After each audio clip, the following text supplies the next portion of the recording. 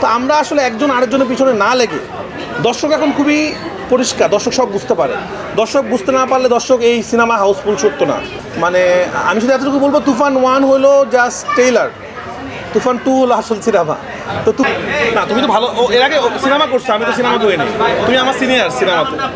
আমার মনে হয় সারা কিরকম পাচ্ছে এটা আপনারা বললে ভালো, কারণ আপনারা দেখছেন এবং দর্শক বললে ভালো। আমরা তো বলছি বা আমরা দেখছি, তো আপনারা দেখতেই পাচ্ছেন তো কোথাও টিকিট নাই, আজকে টিকিট নাই। প্রথমে বসুন্ধরা শো দিচ্ছি ছিল 21টা থেকে 30টা করলো, 30টা থেকে 35 করলো আজকে, তারপরে সে 40-এ গেলো, 46-এ, এখন মনে হয় 47টা শো। একদিনে এতবার শো বাড়ানো হলো। তারপরে ওই এইমাত্র খবর পেলাম, নশদ ভাই আমাকে ফোন দিল মধুমিতা থেকে, যে মধুমিতা তো 3টা শো হাউসফুল। মধুমিতা তো সচরাচর একদম ফুল হয় না, মানে একটু 90 হয়। কালকে হাউসফুল ছিল 3টা, এখন 3টা শো হাউসফুল এবং 6টা-9টা হাউসফুল যাবে। এবং সারা বাংলাদেশ থেকে খবর পাচ্ছি সব জায়গায় সিনেমা হাউসফুল যাচ্ছে। তো স্বাভাবিক, খুব ভালো লাগছে। এবং মানুষের সবচেয়ে বড় কথা, হাউসফুল তো থেকে বড় কথা, সিনেমা দেখার পর যে মানুষের তালি এবং যে উল্লাস, এটা আসলে দেখার মতো। আসলে গতকালকে আমরা দেখেছি যে অনেক বেশি চাপ ছিল দর্শকদের, আপনি বলেছিলেন সিনেপ্লেক্সে আরও বাড়ানো হবে, শো বাড়ানো হবে। কতটা শো বাড়ানো হয়েছে? এটা তো বললাম, আমাদের শো ছিল 21টা আজকে, কালকে ছিল 12টা, 12 থেকে করলো 21 থেকে আজকে প্রথমে করলো 30, তারপরে 35, তারপরে 40, এখন 47টা। এখন স্টার সিনেপ্লেক্স 47টা শো চলতেছে। এটা আমার পড়ানো এত শো চলে নাই, আমার পড়ানো চলছিল 32টা, আর যমুনাতে চলছে 12টা, এটাও হাইস্ট, এবং লায়ন সিনেমা হলে চলছে 11টা।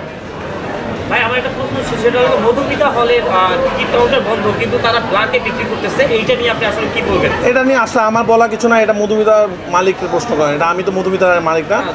আমি শুধু একটা কথা সবাই উদ্দেশ্য করে বলতে চাই, আমি আসলে সাধারণত মানে অ্যাগ্রেসিভ মার্কেটিংয়ে গেছিলাম শুধুমাত্র পড়ানোর সময়। আপনারা হয়তো জানেন আমি পড়ানোর সময় একটু অনেক বেশি মানে আমার অপোজিশনকে নিয়ে কথা বলছিলাম, এরপর আমি সাধারণত কথা বলি নাই, সেটা লাগে নাই আসলে।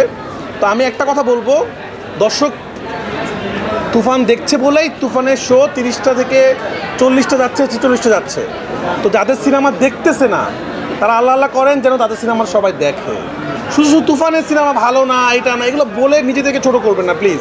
আমরা চাই না আপনাদের নাম ধরে বা কিছু বলে আপনাদেরকে ছোটো করার।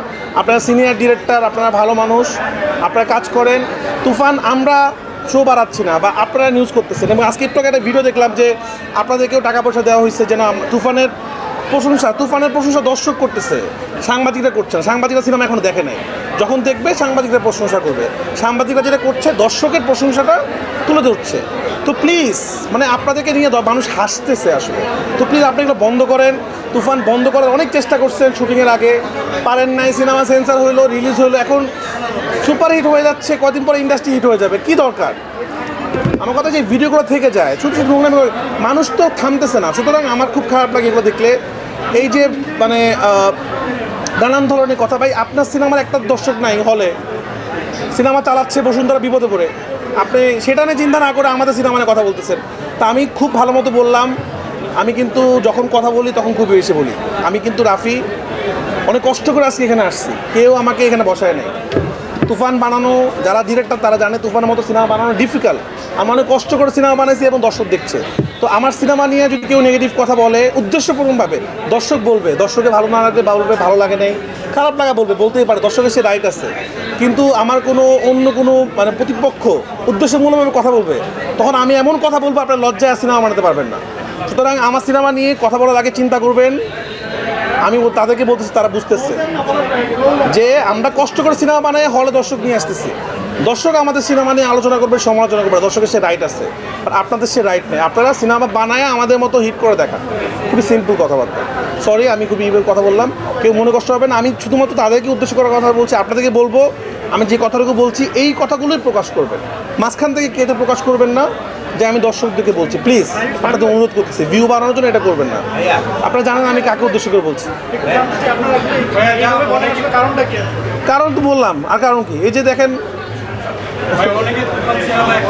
কারণ কেউ আসে প্রথম বলে 3 দিন দেখবেন, হয় না যে নানান মানুষ।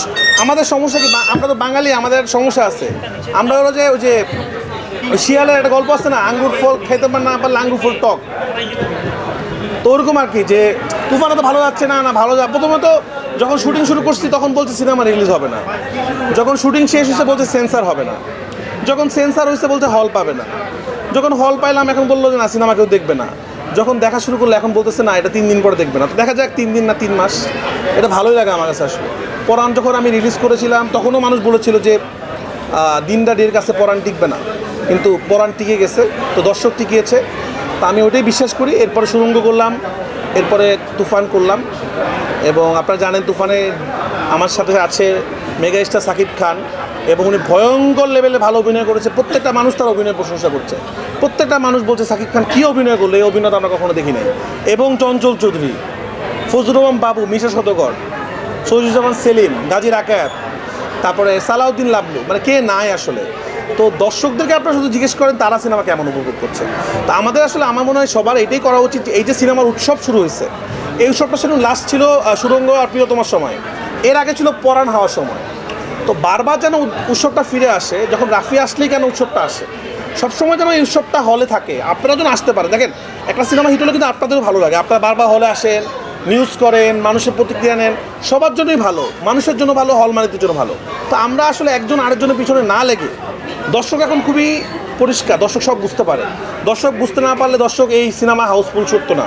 এখানে যারা সিনেমার টিকিট কাটতেছে আজকে সবাই কিন্তু অনলাইনে আগে টিকিট বুকিং করছে, এবং আপনারা সবাই কাউন্টারে যে কথা বলেন কোন সিনেমার টিকিট নাই 3 দিন 4 দিন 5 দিন, তারপর আপনারা নিউজ করেন।